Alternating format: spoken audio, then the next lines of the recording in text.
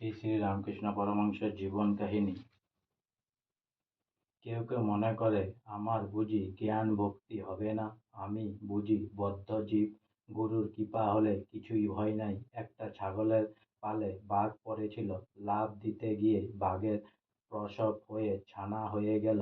বাঘটা মরে গেল, ছানাটি ছাগলের সঙ্গে মানুষ হতে লাগলো। তারাও ঘাস খায়, বাঘের ছানাও ঘাস খায়। তারাও ভ্যাঁ ভ্যাঁ করে, সেও ভ্যাঁ ভ্যাঁ করে। ক্রমে ছানাটা খুব বড় হলো।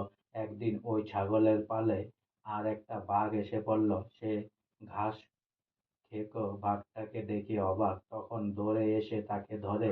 সেটাও ভ্যাঁ ভ্যাঁ করতে লাগলো। তাকে টেনে হিঁচড়ে জলের কাছে নিয়ে গেল।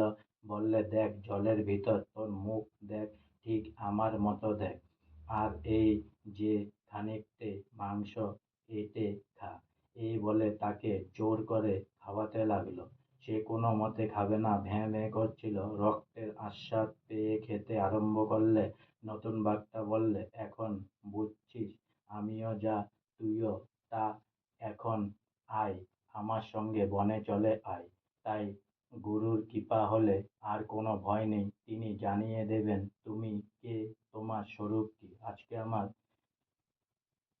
শ্রী শ্রী রামকৃষ্ণ পরমহংসের জীবন কাহিনী এখানেই সমাপ্ত হলো। তাই অনেক অনেক সাবস্ক্রাইব করুন, অনেক অনেক লাইক করুন, অনেক অনেক ভালো থাকুন, অনেক অনেক সুস্থ থাকুন, অনেক অনেক আনন্দ থাকুন, অনেক অনেক হেল্প করুন, আর সঙ্গে অনেক অনেক সাবস্ক্রাইব আর লাইক করুন প্লিজ।